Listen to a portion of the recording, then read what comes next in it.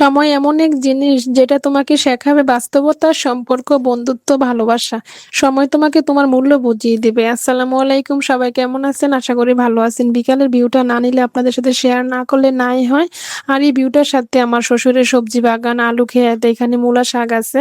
আর হামজা আমার জন্য অপেক্ষা করতেছে। সবাইকে নিয়ে আসলাম না, কারণ ক্ষেতের মধ্যে অনেক রকমের সবজি আছে, এগুলা নষ্ট হয়ে যাবে আর কি, ওরা তো আর বোঝে না, ছোট মানুষ, তার জন্য ওদের সবাইকে নিয়ে আসলাম না আর কি আজকে। আর দেখেন, লাউ গাছটা অনেক বেশি সুন্দর হয়েছে মাশাআল্লাহ। সবাই দেখার পরে মাশাআল্লাহ বলবেন। আমার শ্বশুর এগুলা লাগাইছে, সাথে করলা গাছও আছে। আর এগুলো হচ্ছে ধন্যপাতা, দেশি ধন্যপাতা। আর এই ধন্যপাতা গুলা তরকারিতে দিলে এত বেশি মজা হয় না তরকারি। আর শীতকালে তো প্রত্যেকটা তরকারিতে ধন্যপাতা ছাড়া ভালোই লাগে না। আর আমার শ্বশুর এখানে মূলা শাক লাগাইছে। আর এখানে হামজা আমার কোলে আসছে, আইসা অনেক বেশি খুশি।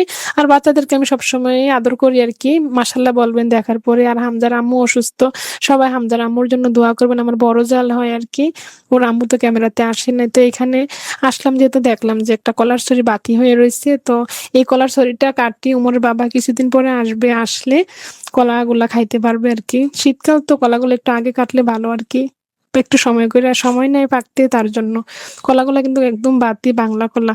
আর আমার শ্বশুর এখানে মিষ্টি কুমড়া গাছ লাগাইছে। মিষ্টি কুমড়া গাছগুলো অনেক বেশি সুন্দর হয়েছে, সবাই মাশাআল্লাহ বলবেন দেখার পরে। রায়ান আমার সাথে আছে। আর এই আম গাছটা না, এই আম গাছের অনেক বয়স হয়েছে, আমগুলা অনেক বেশি মিষ্টি, অনেক মজা, অনেক পুরোনো দিনের গাছ আর কি।